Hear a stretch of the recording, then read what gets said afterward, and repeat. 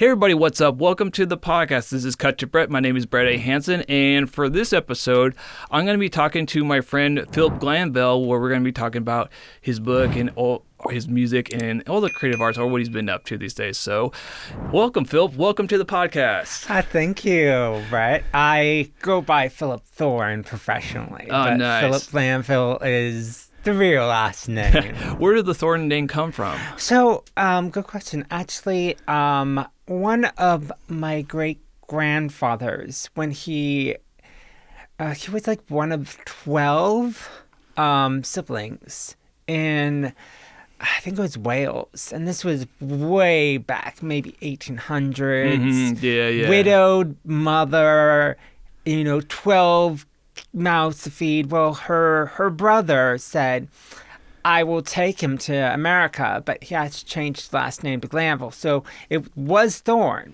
So when he came to Ellis Island, he changed his name Oliver. Oliver Glanville was originally Thorne. So technically speaking, if that never happened, I would have been Philip Thorne. And there's a couple reasons why I decided to go with that.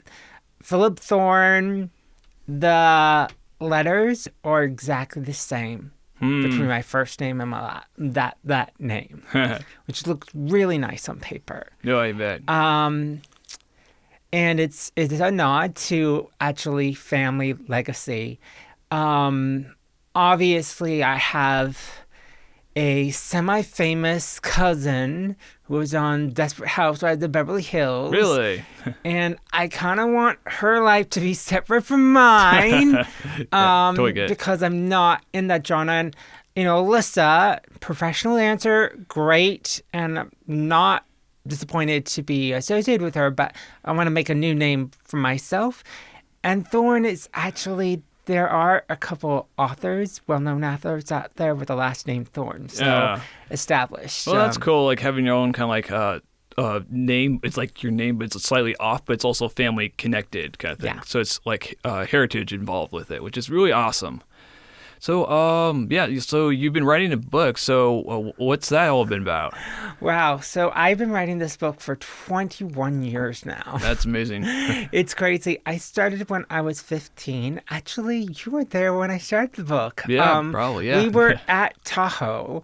It was 2004. Do you remember we were in that, we were at that campsite that was for group camping. So it had all of this. Like seating or something? No, it was group campsite. So it's very different. There was all of this, the site before that we used to right now kind of thing. Yeah, it's not the one that we were at last time. Oh, so okay. Everyone was a lot closer together. We obviously had our own individual campsites, but I was coming off of having written a spy thriller called Mission Nuclear. It's on, how North Korea was going to bomb us, and it's kind of a spin-off of the short film they made in high school. It was actually, to be quite honest, I already wrote this before. This is before we did the movie in high school, and it was a little bit like 24, Jack Bauer, and like James Bond and all this stuff, and I'm like,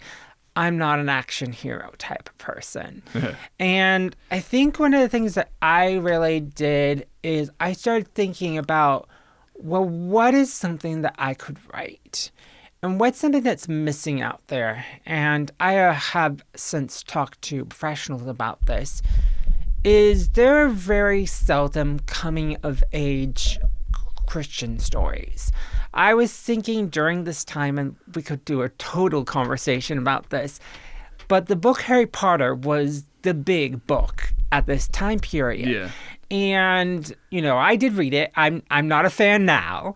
But I was like, this doesn't ring true to me. I don't connect with the character. I don't have magic. And I was like, I want something to be grounded in real life, real character that deals with real tough stuff.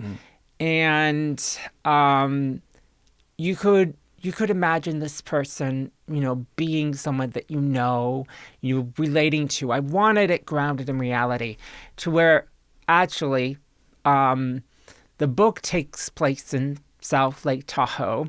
Yeah, because I remember you were scouting at like different like high schools or colleges. So I actually went to the high school. I visited the high school in 2004 before we had camp, and so this is after I had well established a book. Like it was on its final writing. Yeah, it was very good place. But when I got it to walk down the high school, go to the auditorium and the theater, I'm like, yeah, this feels right. And after the fact, I learned that I was very historically on the mark. There's a part in the book where there's a blizzard right before Christmas, and I learned later on that there was a blizzard during this time in 2011. Well, it takes place 2010, 2011. So, yeah. So it's been a long time. Yeah. So when are you planning? Are you ready to release it, or are you going to be? Is it still in progress? So I'm really particular about this book because I've been writing it for such a long time. I'm really wanting to make sure that everything is pieces are in place. I have been doing way that, and actually thanks to you, I'm using that mic that you gave me 2 years ago. Yeah, that dynamic one I gave you. We are recording. I am primarily recording the entire book. I have like an audiobook. Yeah. Oh, that's cool. I cool. have 3 friends coming alongside me that are taking other characters on.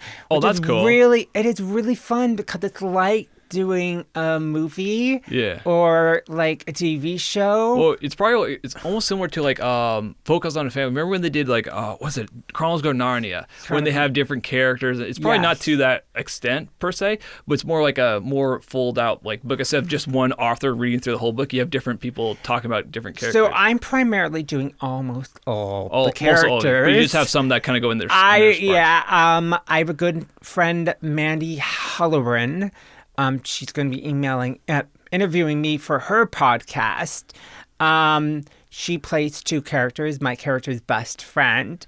Then I have a friend, Thomas Gerhardt, who is reading 3 people, I believe, and he's doing the British uncle, which is really like when we started this, and I will say this is rough cut 3. Originally, I had more friends doing it, and then I narrowed it down to me and 3. Then I had this friend, Anna Legacy now. She just got married. She is reading a character called Lydia Carpenter, who is pregnant, and I wrote that before the fact that she's pregnant now. And so I'm like, hey, So most of the book is entirely recorded, but from like who I am as an individual, as an author, I'm very much hearing. So when I can hear something, like if it doesn't sound right, that will help me change it. And actually, I've had a lot of times where, we've done little audio records because we do, multiple takes sometimes because I make the most mistakes. Yeah, I know, like from the music that we've done in the past, like where you're like, it's like you feel like, oh, that phrase is just not quite like, it's like, I can't explain it, but it just needs to be done slightly different kind of thing. And that's what you usually like. It's like, well, it's just like realistically going into the professional realm, like getting to either the words or like in either like literature, like in books, what you're doing, or the audiobooks, like it's all that craft kind of thing. And that's what I'm trying to do with these podcasts is where it's more like the theory or explanation of like the creative arts. Like I'm focusing like, again, that's why I had you on for like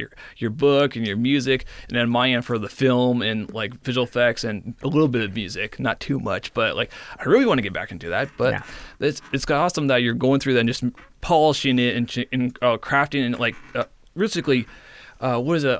Michelangelo's quote is like, you're taking the stone, like I'm taking away what's not supposed to be there. Mm-hmm. Yeah. I mean, I had almost 100,000 plus words, and that was just a lot. And my mom kind of told me in November, she's like, that's a little bit long. And I looked at it, and the thing that happened is, and I want to say I wrote this long before AI came around, but ChatGPT has helped me a lot with really making the narration not hijack the dialogue. And so I'm now down to a little under 62K words, which is about 200 pages. So it's really good right now. And that's a really fun tip. I am actually currently writing the sequel, and I'm really excited because the thing is, my whole idea was really each time in our lives we take a different direction. Like, even I will say this to your viewers is Brett is probably my longest friend that I keep in touch with still. Yeah, I'd say so the same because we graduated high school together. We even graduated junior college together, which I didn't see that coming kind of thing. And then we kind of split our own different ways where you went to get your master's and I went to like film school to get that stuff and dealt with all that craziness. And now we're back together doing like creative stuff. Like I think we started getting back together, I believe, once we tackled... Well, it's one of the songs I did with you before, but it's like the official one that we did is where we kind of really start doing more stuff, and that's where we really reconnected really more. Silence my mind. Yes, exactly. By the way, is that going to be released soon, or how are you planning to go with that? Oh my goodness, I have not even had my mind on that song. It's kind of funny, silence your mind. I have to say, the thing that was really fun about that is that gave me the opportunity to be recording here. And I don't know how long it was. I was like, wow, this is how long they take to record one single song. I'm so glad I didn't go that direction. But it was such a powerful song. There was times that, and we also did the music video. The music video lives on Instagram right now. Oh, no. So you're actually released on Instagram. I did. Nice. I haven't yet done it on YouTube. Well, I will say, not to get too heavy, but the day that Charlie Kirk died, I was like, this song really speaks to kind of not letting your emotions take over you. And I was like, okay. Oh, we had already had the music video. I think I contacted you. We had it done. I believe I sent you all the stuff after we finished it, kind of thing. And I think you were just caught up in your book and other stuff going on, and life just caught up with you. And then when Charlie Kirk was assassinated, kind of thing, like it hit everybody in different ways, kind of thing. The sad thing from that whole situation, but like the good thing that did come from that is I noticed like people started coming to church more often. It seemed like people started going back into their faith, either Catholic, Orthodox, or Christianity. I mean, Presbyterian kind of thing.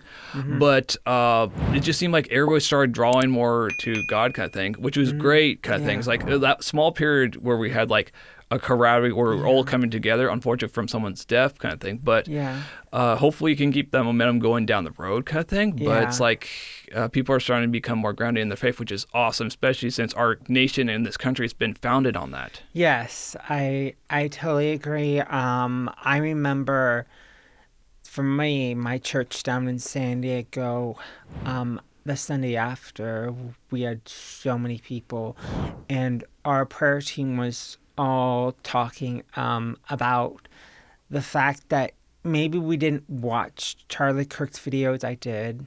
I have friends that actually have met him. I didn't. It's like it's fun to like see. Oh, sorry, go ahead. But we felt a spiritual connection to his death. It was for me like it kind of was like a best friend dying. And I talked to so many people that was like, I didn't ever really know him, but when I knew this was happening, it was like there was something in my spirit, which I think it's because as Christian believers, we are all connected through that. You know, we might have different political beliefs or anything, and I don't like going down the politic because I think it can be very divisive. It's hard. It's because it's so ingrained in our culture now, kind of thing, especially after COVID. But it's just rough, horrible. Well, that's recently what I noticed after Charlie Kirk was assassinated is the horrible side where it's like they're celebrating his death. That's what it drove me nuts, because that's when it started shifting the other directions. Like I'm like, the thing is no one. I mean, if it were someone, I'm not even going to say if it was just the opposite political party or opposite political party. You know what? My heart would never go to that. Yeah. And I think that a lot of people would not go to that realm. I think that obviously every day I expect Jesus is going to come back. Every day. So I'm like, God, let me publish the book before you come back, please. Yeah. But it's on your timetable, not mine. Yeah, exactly. But I think that revival is happening. What we call it in my church, because I'm deeply involved in the prayer ministry, have been for a very long time. My prayer leaders say there was the Jesus revival in the 70s. Yeah, I believe so. And the Jesus Revolution. I think we're in the Holy Spirit Revolution now. Yeah. That's what we like to call it. Yeah, it definitely seems like we're at an impasse kind of thing, where it's like, like atheism has been pushed so hard since like the 90s kind of thing, and it's kind of had its peak around that point. And now it seems like Christianity or faith-based stuff is coming back kind of thing, which is it's usually almost always fruitful kind of thing. Yeah. Usually there's more peace, there's more realistically justice usually. But I mean, I have to say I listen mainly to Christian music, and there is this really, you probably know that I'm not a heavy metal type person. I couldn't write. But there is actually this song that I really like that is called, that's a heavy metal song. Let me see if I can get the title of it here. What's the band's name? You have an idea? I think it's an artist. I listen to it all the time, and even though I know it's heavy metal is... Yeah, it's the same kind of thing. Like, I can listen to a song and know the tune, I know how to sing it kind of thing, but like, if someone asks me, well, what's the name of that song? Like, I don't know. I just like the music. It's called It Is Finished by Sean Rodriguez, and it's also with Disciple. So I'm not really familiar with them as artists. Yeah.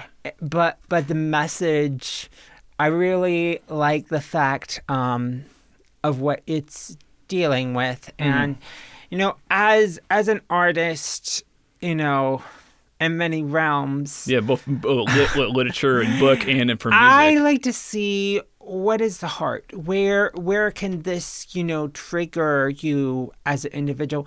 Like going back to Silence My Mind. That song was written very much after COVID, shortly after COVID. Actually, we were still in COVID. I think it was winter 2021. Okay, so probably the summer of riots. I think it was the summer after riots. Oh, okay. So it's roughly around that point. Yeah. So my pastor did this sermon about, you know, silencing my mind.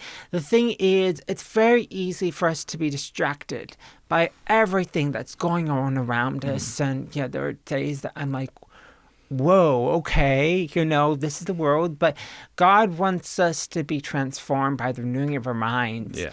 And, this song, it was so funny because every single time some big situation came on, I'm like, okay, it's now. It's time to release the song. And, you know, it wasn't now. But then, so actually, funny story, sorry to go on. Yeah, keep going, actually, Silence My Mind, I wasn't planning on releasing the entire song on Instagram. Yeah. That was by accident. I thought it was only releasing like a 30-second clip. Yeah. And then the whole song came on. It was like, well, since it's released, might as well keep it there. Yes. But no, it's been good. I mean, right now with recording music and doing music, I haven't been doing a lot of writing lately. My recent one that I have worked on is one that I kind of had, and I'll pull up the lyrics here because I want to share it, is called better than you, and the whole essence of it is no one will know us better than God does. And I have had people in my life that really should know me, and I feel like, it's hard when you feel unknown by people that are close to you. But then you realize God has a place. So kind of the first words here, it's a lot of a prayer, and then a recognition is, Dear God, I feel like I'm losing, but God, you've already won. Sometimes I'm confused by darts and where they're coming from, and sometimes I feel attacked by the people who know the truth. Darts hit right and left, friendly fire. This doesn't feel like a friend. I sometimes think, and it's something that I have found. Sorry, water down. No worries. Sometimes I find that a lot of time in life, sometimes we'll get hit by hard things with people that were like, wait a second, you're my friend. What the heck? And the thing is, we have to remember that our wrestle is not against flesh and blood. It's against, the evil one. I like to say, a song idea, I get names.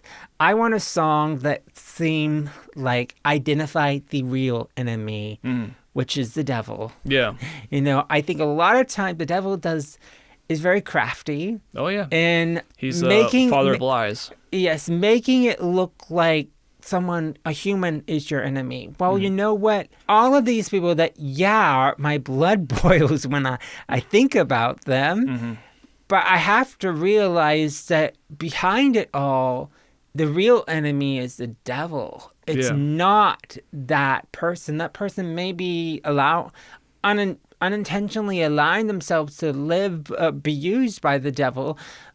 But I think as Christians, we have to be, and not to kind of go to a side note here, but one of the things that was most powerful, and I think God used this in a powerful way, is when Charlie Kirk had that huge memorial. It was so huge, and Erica Kirk gets on stage and forgives the guy that shot him. I was like, that is the way as Christians that we are called to do it. Yeah. The thing is, forgiveness is not void of justice, but forgiveness is, as I actually this is a really old song that I wrote that I haven't recorded yet. Yeah. It's kind of like going. Oh, sorry to interrupt you, but it's kind of like going through all people were created in the image of God, but all people are not children of God. Yeah. Kind of thing. Where either ideology from Islam to the fascists of during Germany kind of thing. Those are bad things that we always need to push against kind of thing. But it's especially Islam these days, it's scary how much it's progressing. It's taking over countries or London, like England and New that kind York. of thing. Yeah. I think it was a guy was sworn in by putting his hand on the Quran. I'm like, what? Just happened. Yeah, it's did you guys forget what happened in 2001? It's seriously, it's that's what's scary kind of thing. I've been looking into more of this. I don't want to get, I want to keep this more creative bent kind of thing, but it's it's important to talk about. But it's as Christians, we need to get, I feel like these day and age, we need to be more understanding of other stuff, other religions, ideologies out there, so that we can ground ourselves in our faith first off. That's the first thing that we always need to do. And then figure out how to defend and deflect the stuff that's false, clearly false kind of thing. And it seems like this day and age, there's so much false stuff that's thrown around, and we just need more grounded kind of thing. I don't know how we got on this topic, but this is that's I was just kind of thinking about. We went way off from creative arts to we don't like to talk about political stuff, and we right into it. So I might need to cut around this to make it more creative kind of thing. We'll see, because I think I'm the one who derailed it, because you're gonna go telling your song, and then I go talk about Islam and that sort of thing. So okay. So maybe what was the song you're gonna talk about before I interrupted you? Before we went on this tangent. So we did go on Silence My Mind. Yeah, it was the song, the newer, the new older one, because that's the one I was right before I interrupted you. Yeah, no, well, I mean, I went right on there with you. Again, that's the whole goal for this whole podcast is, again, try to keep it more creative arts kind of thing, because I know I don't want to get too much flack right off the bat kind of thing, even though we get good exposure, but probably not in the great way. So it's I think for this one I'll try to edit around where it's more creative. Okay, yes, okay. If it touches here and there on subject, that's good. But like again, like for that sort of thing, I totally get, yeah. Because we both went derails because they were. It's like, where the heck would you come from there? And then it's like we were here, you went over. We're now there. How did we get over there? It's like politics. It's like politics. Yeah. Like our budget's this. Now we're spending that. Like how did we go from this to that? When the world happened? Is there fraud? Like Minnesota? I'm not gonna go there. Well, and one thing that I will say is, so I'm in a layman's pastor training at my church. Mm-hmm. And one of the things that we talked about in one of our trainings is the fact that every Christian has multiple different beliefs. I mean, like, I've looked at the paper and it's like impossible for one Christian to have all the same beliefs as another person. Oh yeah, for sure. And that's okay. I think that it's important. I mean, like, I have friends on the left, I have friends on the far right, far right than me, like extreme. Yeah, kind of like the fringe groups, yeah. And it's okay. We can still get together. We don't have to make everything be a litmus test. Yeah. Some stuff is good wise, but like where the right is going, how fringe they're getting, especially it's like. What's going on right now kind of thing. It just drives me nuts. So that's where like that's the part of me where like I just want to focus more on the creative stuff. But when that stuff's going on, like, is it going to affect my life getting into that frail? Not really, but I'm glad people are calling certain people out. I'll put it that way. Yeah. So yeah, no, this song it's really about how God has called us friend. The bridge, it says, "You have called me friend. You've always been by my side. When others let me down, you hold me through the night." And then the whole, chorus is really kind of talking about how God is going to be your refuge. He's going to be your strength. He's going to be there for you. And the second one is really good about, like, I'm seeing now. I think a lot of times we can be so blinded by the hurt that someone else has caused to us. I'm sure that you've been hurt. I've been hurt in so many emotional ways. Yeah. But the thing is, when you're able to be like, God, show me. I have a prayer that I say a lot of times. Holy Spirit, in this meeting, whatever you want me to say, please say. Whatever you don't want me to say, shut me up and let me not say it. And you know what? It's so funny because right now I am in a situation where I'm having to be silent on something that old Philip would be going off the crackers on. And I'm like, okay, God is not allowing me to say anything. And that's a good thing. We shouldn't be spilling our anger everywhere. Hopefully wisdom, definitely the Holy Spirit living in you. Yeah, we got to have a calm demeanor these days. Yeah. Especially like, it's good in between the chaos, but it's hard to be calm when everybody's else freaking out. It's like, all right, well, this is fun. But you know what? I think for me, creative wise, in the songs, in the lyrics, in the books, I really went to a place where there were characters in the book that really were there for one another, really loved each other. My whole first book, True Friends, literally is about people coming alongside the main character, Drew Cornell, after he has had the worst thing happen to him in his life. And having in senior year, having to deal with all this hard stuff. And I get emotional reading the book. I know I had two of our friends, Kathy Goodwin and Laura Gardner, kind of do a little edit suggestions of the book. And when they got to this really big section, they're like, "You didn't tell me." I'm like, "I did. I know every time I read it, it hits me like it's something new." But it's really powerful. And there the water went again. No worries. Yeah. So, but yeah, that's kind of interesting how like when you have either a struggle and then you write or do like get into the arts kind of thing, it can turn into something more powerful kind of stuff. Because like I think it was like a rap artist I used to follow, or no, I still listen to his stuff.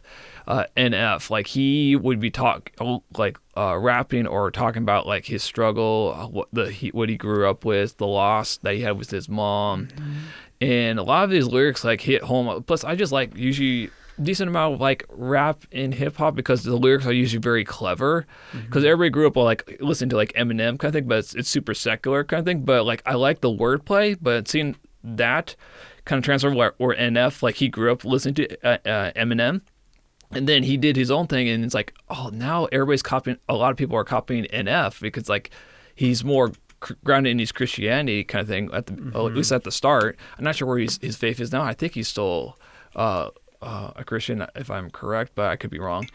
But it's that kind of thing where it's like, again, like it seems like when you're talking about and being real kind of thing and talking about your struggle, it seems like it really solidifies, but it's hard to do that because you're really exposing yourself of your inner thoughts and demons in some ways, or your inner struggle. Yeah. And not everybody is willing to expose that to the world, basically. Well, for me, I had a good friend of mine, she's actually on the reading team for the audiobook. Nice. Asked me, how much of your book is an autobiography? And I'm like, well, first of all, my parents aren't British. Drew's parents are British. Father is British and mother is American. Yeah. So that's not my life. But there is a lot of things that I took and we work, and you know what? I'm such an actor, even though I won't ever do acting. So, like, whenever I'm going through, I remember you being on the plays. I remember seeing you a couple times. Whenever I am in a hard situation, I'm feeling something emotionally. Like, how does this transfer? How can I'm thinking about like whenever I have a situation in my life, how does this transfer into my book? How can I write a similar situation to this? How can I use this? How can I think there was a time where I was crying and it was like, well, wait, how do I remember the situation to get tears? Mm-hmm. You know, and actually, I think it's worked once. It's very hard. Yeah. To cry on demand. That's yeah, for acting wise. That's a Meryl Streep thing. Yeah. Yeah, I couldn't do that. It's like, cry! Get the onion out. What is it, like Chance of Meatballs, like the sheriff kind of thing? And he's like, you mix the situation where a man would cry. And he's like, get back in there. Mm-hmm. But yeah, it's like it's just awesome what you're getting to. Like again, you're either you finish a book or you're getting close to finish it. You're like silence your mind. You release that, but you're planning to go to YouTube, and then you have other songs that are coming like in the back burner, or like think about like doing those down the road. But yeah, like when are you planning to release your book? Do you have any time frame when you're planning to release that? I know. I was originally really wanting to release it on March 18th of this year. Mm-hmm. I don't think that's going to be the case. It's a little bit too soon. I haven't gotten everything done. I'm going to be publishing it through a publisher called Waterbow, and they are a self-publishing agency associated with Thomas Nelson and Zondervan. So, two big, well-established Christian, but doing it as self-publishing kind of really protects your own work. Mm-hmm. Well, because you control the copyright. I do control the copyright. That's good. That's really good. Yeah. And I mean, I think that, you know, I obviously have dreams of turning it into not a movie. I would want to turn it into a miniseries. Oh, like a show. Because I think the difference between television and, well, wouldn't be television, it'd probably be streaming. Yeah, it'd be streaming these days. Where we are now. The thing is, you have more time to tell a story with with a show. Like, Yeah, because most movies are about hour and a half to 2 hours roughly kind of thing. And then shows are like, I think they're usually about an hour, hour and a half. I think they're about an hour if I'm correct. And then if you have like a series, that's realistically, you can go like 12 episodes. That's 12 hours realistically instead of the. Then you can almost get. I mean, it's the conundrum of Lord of the Rings. The Lord of the Rings series. I think each movie was almost 3 hours. Oh yeah, like the movies, yeah. But, and then the last one was like 4, and everyone's like, "When is this film going to be done?" Especially if you did the extended version, like, "Oh my goodness, I'm gonna just sleep here then." But I do like the Lord of the Rings like movies, even though they were long and tedious kind of thing. I really enjoyed watching because, well, first off, with Tolkien with his Christianity background, I just love the like knights in shiny armor, Aragorn kind of thing. That was one of my favorite stuff of it, and it's just a fun thing. Cause same thing was like Chronicles of Narnia. I wish someone would make the Chronicles of Narnia. I mean the series like from episode from the Magician's Nephew to the last battle. It is being made. Really? I'm not really sure if I'm really excited about this. I'm kind of Netflix is turning. Netflix is doing it. Yeah. Oh jeez, it's gonna be woke as heck. And it's with Greta Gerwig from Barbie, the Barbie director. She's gonna be. She's the director and the writer. Oh no. Oh man, that's gonna be a train wreck. Oh brother, not again. Oh well, maybe I just need to get myself established and do it myself because I know. I grew up like again listening to the Focus on the Family versions of it, and if I could figure out how to do it legally and get a team. Can we? So there is a story that I so want to. Jeremy Boring, if you're watching this. Or Ben Shapiro, or Angel Studios, actually. Angel Studios. If you're going to go play school, Angel, if anything. Angel Studios, if you're listening to this, please turn The Hiding Place into a movie. I would love to see something that is more accurate to the actual book. Because that story, I use it all the time. Betsy Ten Boom, the older Ten Boom, she was, oh my goodness, actually, Forgiveness, my song Forgiveness is really inspired by that, is when they would take them out for roll call because she was in concentration camps in Ravensbrück, which is in Germany, one of the infamous ones. She would always insist to her younger brother, Corey Ten Boom, who wrote the book, that they had to be on the outside so that others could be warm. Even though Betsy Ten Boom had lung issues, had always been sick, and she ended up dying in the concentration camp. But God gave her these visions for a home of relaxations, I think in Holland, for the Dutch people that had been hurt by the war, and then later on a vision for the healing of German people. And her younger sister, was the one that was alive. And when she met the person that offered her house, she was like, is there this banisters? Is there the gardens and all this stuff? And then she's like, but you've been there. You must have been there. And she hadn't. She'd only heard about it through her sister's visions. So it's a beautiful story of faith, hope, and family, and being strong. Corrie ten Boom, at the end of her life, I think she was still in her late. This was still in the book, so this was not the end of her life. She was confronted with one of her people that were in the concentration camp. Oh, I think I remember that. That saw her naked, I believe, in like the showers. And he comes up to her and said, I'm so grateful that God has forgiven me. And he wanted to, offer her his hand in friendship.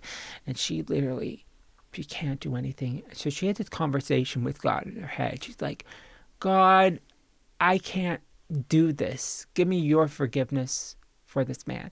And she said that from the top of her to the bottom, she felt this overwhelming rush for this man that didn't make sense. And she said, when it seems impossible, when things seem impossible, I'm paraphrasing, for human people, think it is possible with God.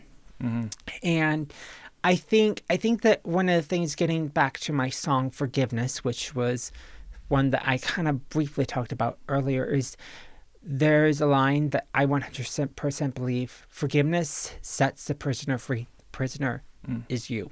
Yeah. So if you are holding unforgiveness, if there's been anyone that has hurt you in your life, your unforgiveness, even if they have no idea, and I think most of the time no people know that you're having them, you're not hurting them by not being forgiving to them. You're just hurting yourself. You're poisoning yourself. You're putting yourself in a prison that God did not want you to be in. The most freeing thing is, and Eric Kirk knows this, is forgiving the other person, because then the weight, the burden that's on you is lifted. And I think that if more people knew that, the thing is, the devil likes us to be angry at one another. The fruit of the Spirit is love, joy, peace, patience, goodness, faithfulness. If the rottenness of the devil must be the opposite, it must be hate, it must be fear, it must be envy, it must be jealousy, it must be rage, it must be unforgiveness, And we have to work very hard not to let that harvest us. Because I want to be a great vineyard, a great orchard of, your apples are the best apples. Your oranges are the best oranges. I love your pineapples. I love your coconuts, Yeah, it's kind of like where people are around, like they feel more at peace, but like also by your conviction kind of thing. Yeah. There, for that verse in Galatians, which I should have memorized, the fruit of the Spirit is love, joy, peace, patience, goodness, faithfulness, gentleness, kindness, faith. Yeah, I get them all mixed up. Yeah. I get them somewhere. Yeah. Well, I should. Yeah. I have dyslexia, so I'm doing this with random stuff. It's like, how am I gonna get through this now? So I gave for my mom, for her Christmas present, she has that Bible verse. But what it says is, joy is love's something. Peace is love's security. One of the things that my pastor said for our Christmas Eve service, he said, for non-Christians, peace is the absence of something, absence of war, absence of tension, absence of this. For us as Christians, peace is not the absence of something, it's the presence of Jesus. Yeah. And the thing is, I'm sorry, I know that it's probably not even near Christmas when you're watching this, but we're filming this in January, shortly after Christmas. Jesus is the only person that came down as a baby in a stable.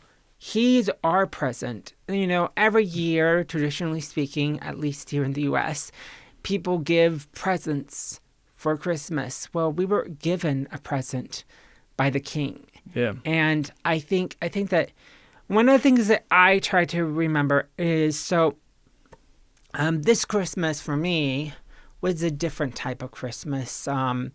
We didn't go off with the gifts.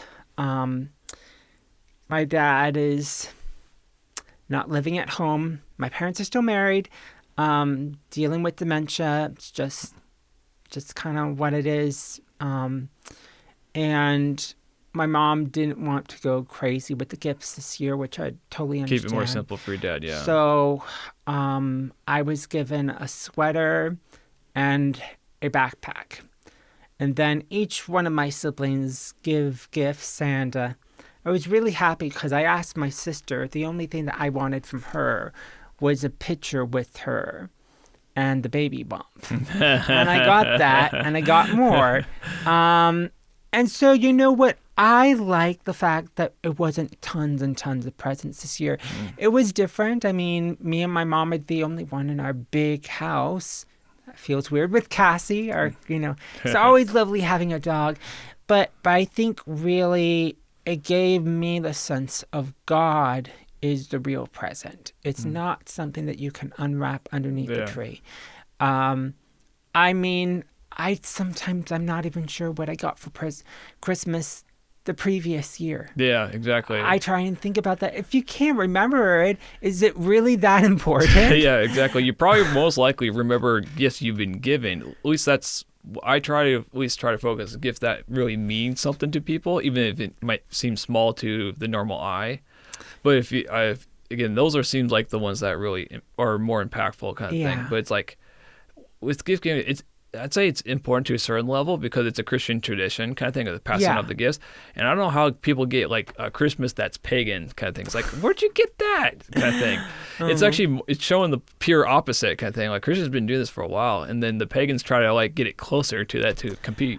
I think for me, when I get something sentimental, like a frame and a picture, that's something that I can point to and say, that was my Christmas gift from someone. Yeah. I mean, I'm sure I can remember a couple of things, but definitely not on top of the head. But I am actually, the big focus this year was travel because I want to hit all 50 states in the U.S. Oh, nice. I'm going to be going to Kentucky and West Cool. Virginia later this year. Nice. Maybe hit Nashville, Tennessee. We'll Make a see. song while you're there. We'll see what my inspiration. Actually, I'm going to be seeing the Ark in Kentucky. Oh, that's cool. know? Yeah, the So, museum, yeah. Yeah, I hear, I haven't really done my research. But I have a dear friend that lives in Ashland, Kentucky. Oh, okay. So, but I hear it's kind of like a theme park now. Oh, but interesting. I did see the whole arc. I'm like, it was created by those. Yeah, I'm You blanking know on what the I'm thing. Yeah. talking about. Yeah, but anyways, the guys who build it kind of thing, it's like They're creationists. Yeah. And yeah. So it's really exciting. I'm excited for that. I have Texas in my mind. where are you gonna go in Texas? I'm thinking what I wanted to do with Texas, I'm sorry, we're off on the It's- backtrack here, is instead of doing Texas in one stop, doing it in multiple stops. Well, it's 'Cause big. It's so too big. Yeah, it's too big to do. You can't go across it in a So, day. my sister Alyssa's husband, Sean, mom, lives in San Antonio. Oh, okay. So Gonna go see the Spurs? I do not. I'm not. I'm not a basketball fan. That's Yeah. not. I'll go see the Alamo. I think that I probably will do a trip to San Antonio and to Austin, and then when I'm going to Oklahoma, probably go to the top tip of Texas would be Fort.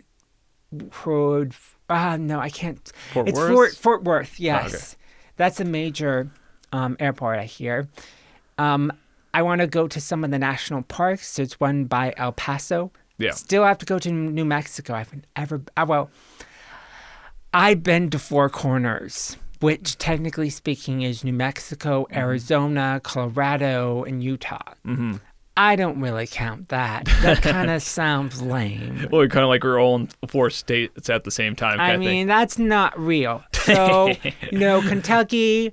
Hopefully, I really want to go to Alaska with my mom on a cruise. It's Alaska going to would be an uncruise. Have you ever heard of uncruise before? No. So an uncruise is a smaller cruise ship. I think they only have 50 people. Okay. It's a smaller so that they can go through those narrow areas that big cruise ships can't go through. Oh, okay. Are you gonna go fishing? Probably not, but would be able to explore all the islands. There are so many islands in Alaska. Well, you know? with It the feels coming so off- weird. You don't think about that. You think about Hawaii. Oh, Yeah. that's an island. Yeah. Well, Like- everybody thinks of the island of being warm, not cold. It's like, what, do you want to go to an island where it's freezing? Yeah, but a lot of those dreams, obviously, kind of long-term plan. Will it'll take me the rest of my life. I'll get to all 50 states eventually, hopefully.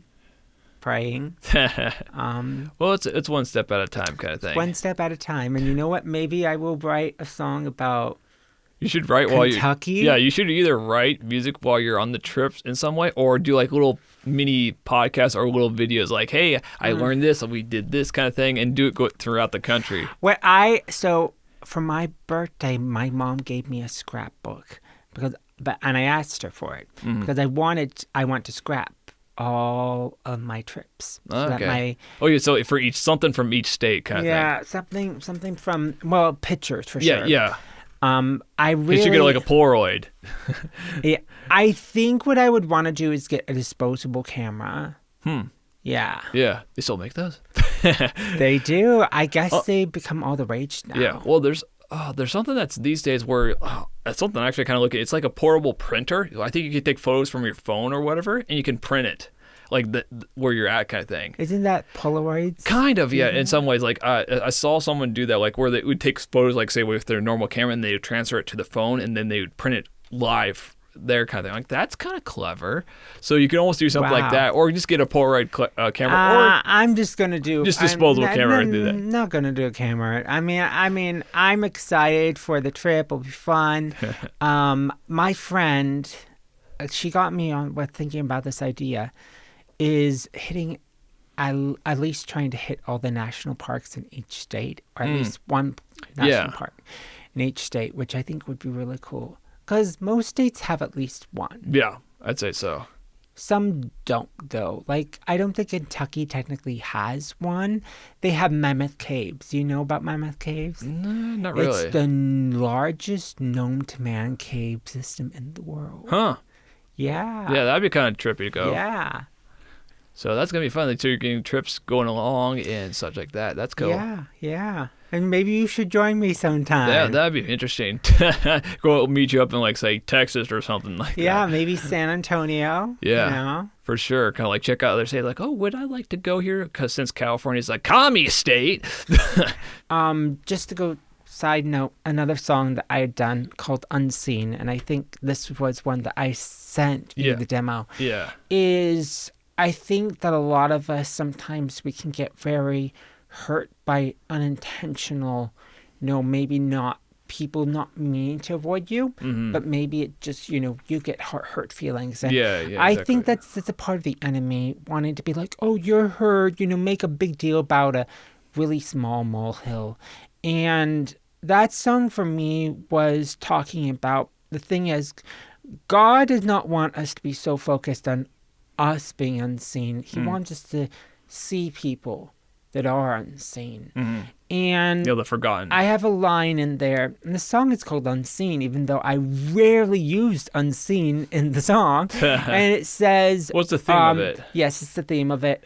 Yeah. Okay, I have to read these lyrics. I don't know them perfectly by heart. But Unseen was... it's something that I have dealt with in my life, is feeling like there are people, and I mean, I'm sure you have in some ways, that don't notice you, or people that go after, other people, and it's unintentional, and I hate clicks, I will say that. Yeah. Got too many grifters these days. They're just everywhere. Yeah. And I'm just like, okay, if you want to be in my clique, let me tell you, I'm on the prayer clique, and our clique just gets bigger because we don't, we're not like a clique that stays. Like, I can literally, message my prayer team and they got my back and I've got their back. That's cool. Unseen. There are days I feel invisible. No one seems to notice me. God, I try to follow you, but sometimes it hurts. But sometimes it's hard alone. You're not supposed to do life on your own. And when I anticipate being unseen, that's just what happens. But when I notice someone else feeling unseen, seeing them, I see I am seen. Because ultimately, the situation is, it's not about the humans that see you, it's God sees you. Yeah. And there are sometimes, I swear, I hear the heavens clapping and going, there you go, Philip, you did it. Yeah, that's basically your... I can totally relate, because it's kind of where you feel like totally alone and isolated in some ways, where like you don't feel like understand it, like you at least have God to rely on. Because I think there's kind of like around Christmas or something, like I really felt like that, And it seems like everybody has that season at some point kind of thing where Yeah. like you feel like the world is against you, everything is going wrong. Like during like Christmas, like everything was, I was messing up left and right from either like my construction work or my filmmaking stuff was just not working, or the project got canceled or stuff like that. It's like, can I do anything else wrong? And then something else fails. Like, but just relying on God during that season, it was hard kind of thing. It's like I got realistically at this point, I have no one really else to rely on kind of thing. But it's like everybody has to go through that at some point, and then hopefully once you get through that and don't deconstruct, you become stronger from it. Absolutely. So the chorus goes something like this. God, I pray, dear God, make me a person that is less about wanting to be seen and more about seeing other people. God, I pray, give me your eyes for those struggling. Let me be your hands and feet. And that's when I find that I have always been seen. And I mean, I have a part of the song, a final bridge, which goes on and on. It's kind of like those popular bridges now. Yeah. That God forgive me of all the bitterness I harbor towards the people that don't notice me. Jesus, I know you have been unseen. Jesus, you see me. Nothing passes your gaze. And that's something that's important to me. Is I try not to seek people's opinion. Yeah. And obviously, if someone's praising me, I'll say thank you. The glory is all to God. You know, being like in context And- what their opinion is, because sometimes like it just.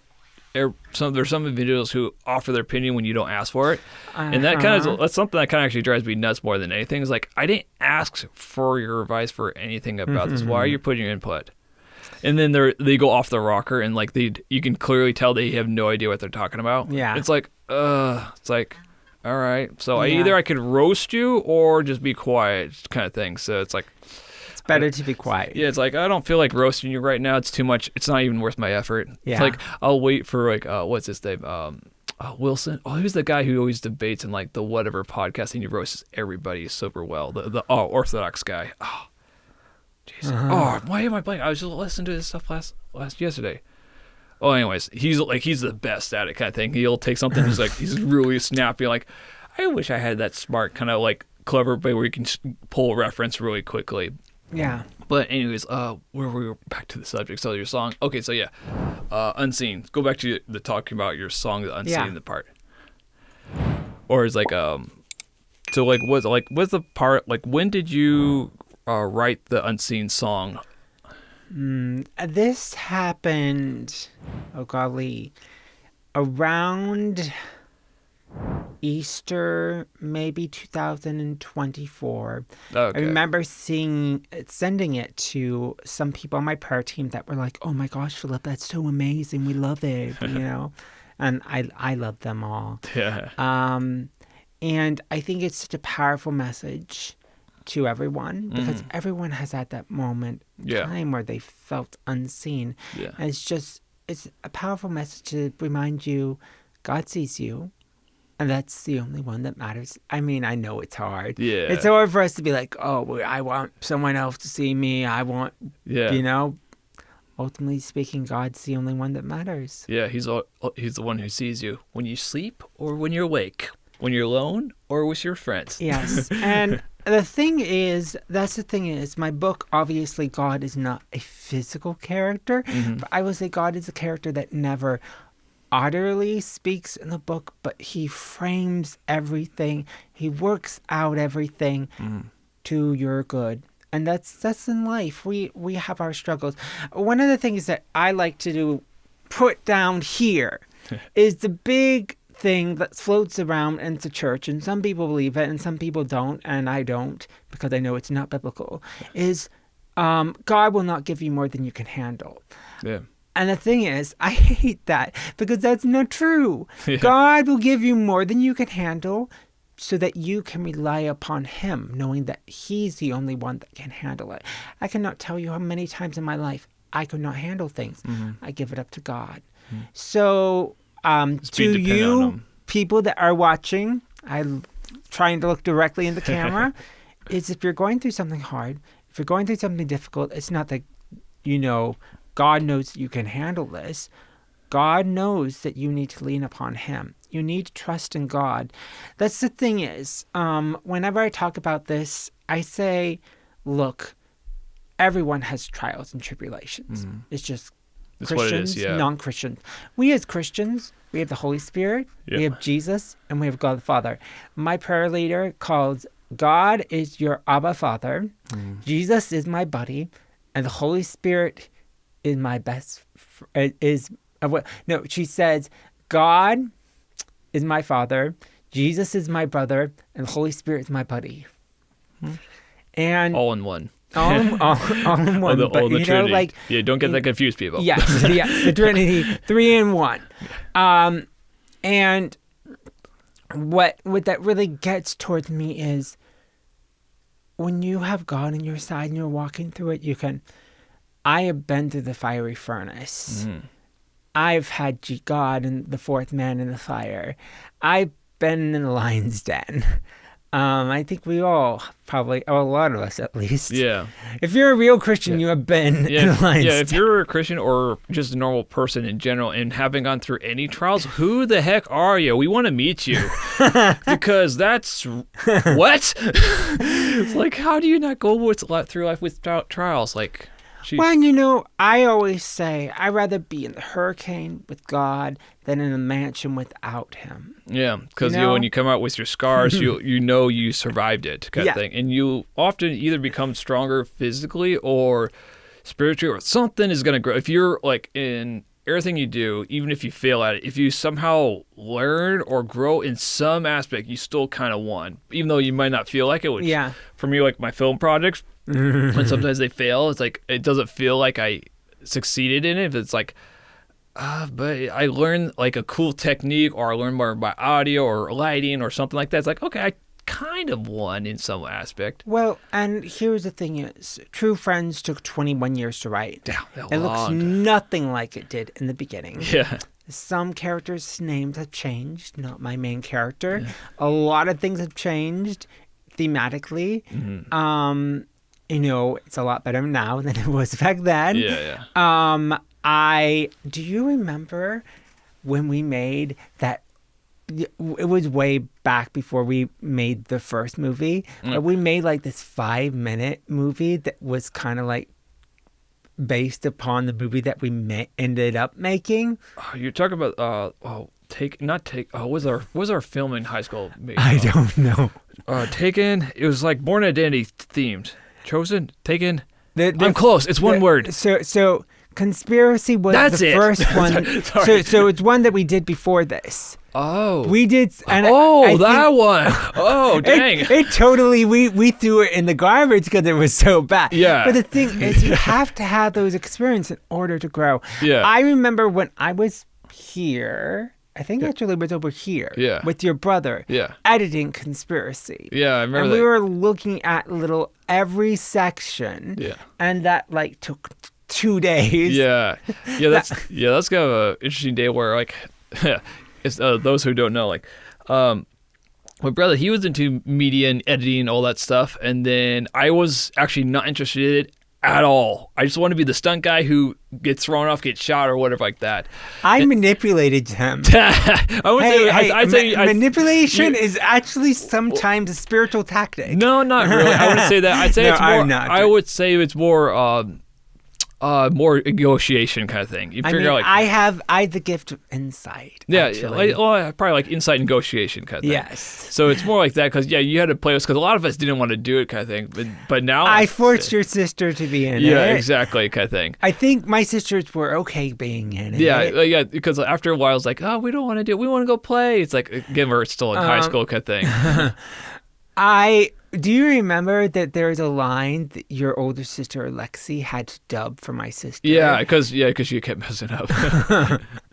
Yeah, I remember because her back was turned and Eric's like, I think it was for the trailer. It's like, but yeah, Eric did that. He was so proud. I remember he was so proud. Like, I made it sound like her, but it's not really kind of thing. It's like, you can clearly tell. It's like, and then I was the guy with the gun. I think I shot you through the window. No, you did. I was a good guy. I didn't get shot. Sorry, I was thinking Conspiracy where I shot you through the window. Kind of pow, pow.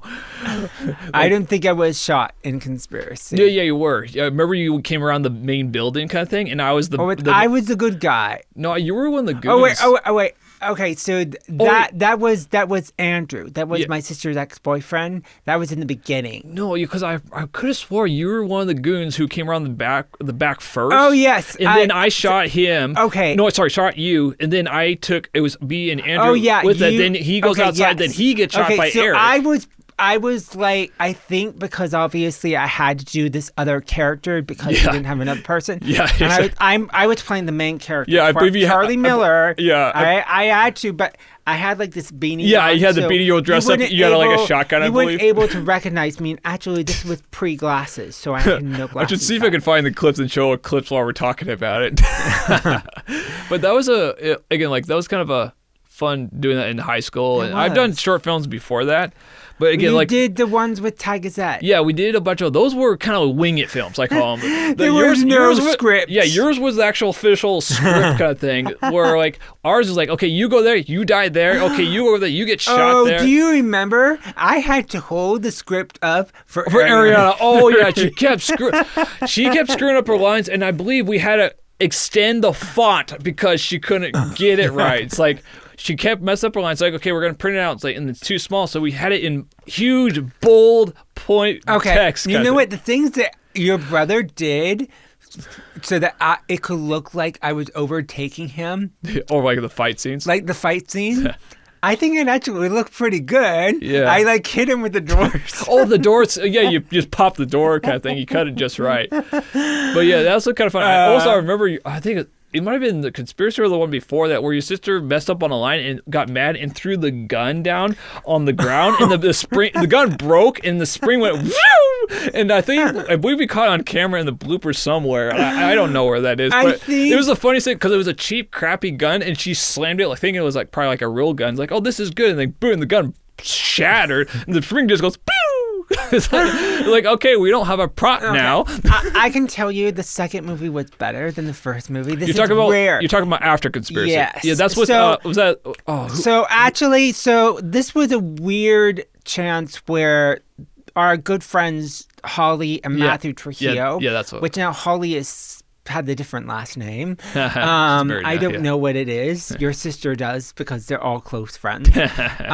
But you know, she had somehow seen Conspiracy. I don't know how. Yeah, because we just had it on a DVD, I believe, and it was. Yeah. I guess you're. And she had liked it. We were talking about it, and literally it was. So what was nice about that is we all kind of came together, and they give me kind of their feedback on the screenplay. Yeah. And Matthew wrote a lot of the music for that movie. Oh, okay, yeah. And he played.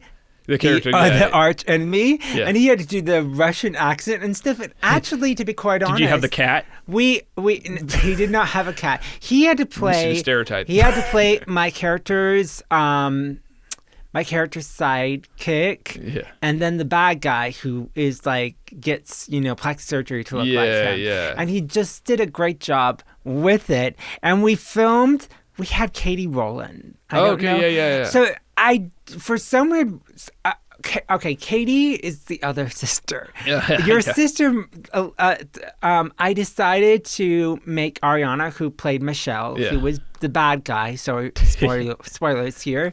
Yeah, and then we had another sister. She worked with like the FBI or CIA or something. It might have been CIA, but then she gets kidnapped by someone else. We actually had a lot of my good friends that were more into acting were in the second movie. I was the only person that came back from the first.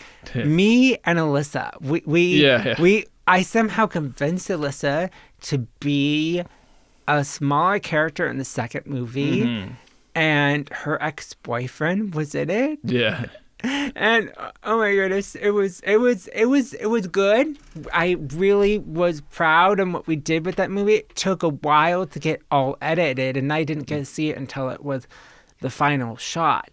But I was like, there was a lot of I was like, this was an improvement on the first one. And most of the time, the first one's better than the second one. Yeah. So I'm like, hey, I like the idea. The second movie's better than the first one. But, it would have never happened if we hadn't done it Yeah.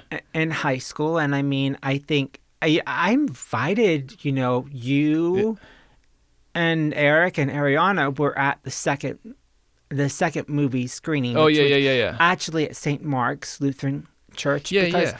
a good friend of ours who, I mean, she did acting in high school. Yeah. Although we gave her a really small secretary role. We filmed at a church. So the cool thing about the second movie is we were able to make it look like we were actually in a building in San Francisco for the agency. Yeah. And because the office was in such yeah, and I had an office, and we had a lunch break room. I'm gonna have to go back and see. The hard thing about it is we don't have a DVD anymore, and none of our computers have DVD I know. ROMs. I think I have the conspiracy disc here, and I do have a burn drive, so I'll see if I can rip it and get it on my computer somehow. But it's not copyrighted, so we can totally put it in here. Yeah, exactly, kind of thing. So like we made it, so like deal with it. But we probably just didn't do the music. Well, the conspiracy definitely was copyrighted music because we didn't know better. But you know what? With conspiracy, I can point out every single error. Oh yeah, like that truck in the first bit. Yeah. We can see your camera in the truck. Oh yeah, the reflections. Yeah. That's before I started noticing reflections in my film. And I noticed every single error. Yeah. I mean, that's the thing is, I think when you do your own film or anything, I was kind of a tyrant on that film. Yeah. I do apologize. A little bit. You know what? I got mad at Eric because I thought he had directing experience. I'm like, you've never directed anything before? Well, what did I do? He hasn't really done that before, but Eric actually has a natural for like directing or movement of films. He's actually pretty good at that kind of stuff. Like, because what I learned being a cinematographer myself is that things don't always go how you plan it on script, kind of thing. No, and you have to think on the fly at set, kind of thing. Yeah. And he probably had to deal with it. And now I deal with it with my own short films. I'm sorry, Holly Trujillo was amazing. Yeah. when I filmed with Holly, I mean, she was really. I think what was great about working with Holly for Revenge is she had a great vision. Yeah, that's the third episode, right? It was second. I'm talking about after Conspiracy. It was Conspiracy. Yeah. We never did a third. Oh, you never movie, did? Even though I dreamed up what it looked like. Yeah, well, and we were like, and the third one, my whole idea was there was going to be a fire, so Eric and Michelle's character would die, and it was some sort of like government thing, and we were going to introduce Charlie's younger brother. Oh yeah, Charlie's family. Oh yeah, you're gonna do some kind of twist like da da da. Yeah. Now Eric is 5 feet tall. By FYI, my brother's 6'6". So that we'd have to use like Lord of the Rings like camera perspective tricks to make it look like that. Think of Gandalf in the Hobbit scene, especially. It's amazing how they did it. They had to cut the scene to make it look right. Which is so hilarious. Yeah. But anyways, yeah, it's kind of funny how we all kind of started with that kind of thing, and then I switched from like machining and welding. The music video was great, though. The music video that we did for Silence My Mind. The only thing that I regret is we weren't able to get Brett Jesus. Your shadow. Remember how we were trying to get your shadow? Yeah, it didn't quite work out. Like we tried a little kind of a clever angle kind of thing. It's like it just didn't fit the piece kind of thing. So maybe we'll try something more clever like for the second or third song down the road. I once had an idea for this song that I think I may have showed you called What God Sees in Me. I wanted it to be like a mirror with. In the beginning, you're looking in the mirror and like, oh, I'm not happy, and just like. Oh, so you're gonna be like where your reflection is doing something different? That would be so cool. That would be honestly that kind of setup. It would be tricky on my end to figure out how to set that up correctly. But if you did it well enough, you could have a whole music video in one room, basically, or it's like you're talking to your reflection. Yeah. You're singing to your reflection. The reflection is singing back to you, and then you could almost do like a melody, or you're singing the same song, but you're doing different motions. Oh, that'd be. Oh, that's Wait, cool. it wouldn't be a real mirror. You'd have No, to... it would be a real mirror. Like I could see it doing like in the bathroom. 'Cause, like if you there's a technique. In film wise, like that's one of the hardest things to do is to get the reflections right, because if you see the camera, it kind of blows the whole thing. Yeah. But if you can have it set up just enough where you don't see the camera but you see the both of you, and then you just act out your lines normally while you're in front of the mirror, and then you do it in the same spot so the reflection looks somewhat the same, and then and I would play the song so you're matching within the beat of the song kind of thing, and then you just basically I just rotoscope one character kind of thing and just have clean plates, and it's not terribly difficult, but you got to be specific how you do it. But you need to turn me into twins. No, it's a form of cloning visual effects. Yeah, basically. But I want to meet my identical twin that I have never met. Okay, look, I have this dream. If ever I get married and if I ever have a kid, I'm going to try to get identical twin sons. Then when they turn 12 years old, we are going to make a short family movie, and it's going to be about the twin boys finding out that they were separated at birth, and one lives in London and one lives in Napa, and they meet each other at this camp for the Sounds first like time. The Parent Trap. Yeah, the Parent Trap, but boys. Why is it the fact that we have never had like any Parent Trap with boys? They've always been. Well, it's kind of like the same. It's almost like the same kind of film, but we twisted it slightly. Well, I guess it's almost like Back to the Future, where it's the same story technically, but just different themed. Yeah. So it's kind of like that. So I'm not sure if there's a market for that right now. Maybe back when they made it back in the early days, or then when they redid it. Do you guys want to meet my twin sons? Please. And I mean, I may have twin sons. Who knows? Yeah. You don't know. Roll the dice. We'll see. Yeah. Alrighty. Let's see where we go with this. So we talked about your book. We talked about your book. We railed off politics for a little bit. You're not going to see that, by the way. And like you have music, more stuff coming soon. I guess we can kind of wrap it up now. So so you're planning to finish your book pretty soon.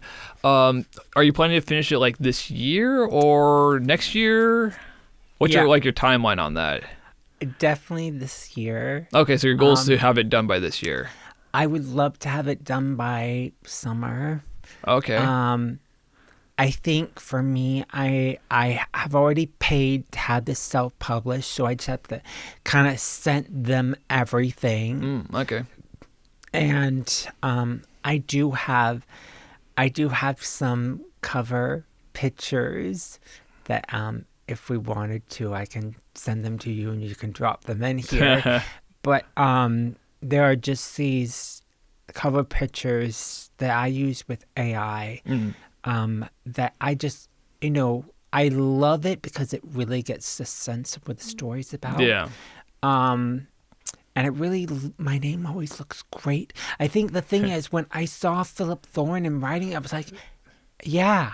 That's why I chose that. It looks so good. That's awesome. Yeah. So the goal is to get it done by this summer. Yeah. And then you released your song already on Instagram, and hopefully you'll get on YouTube at some point. Yeah, I need to work on that. The book comes first. I spent 21 years in this.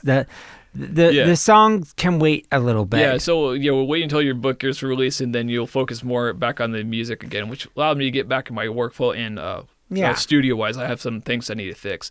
Yeah. Mostly my desk, I need to get the piano in there. That's the bigger headache I have right now. But that's down the road. So that's great, Phil.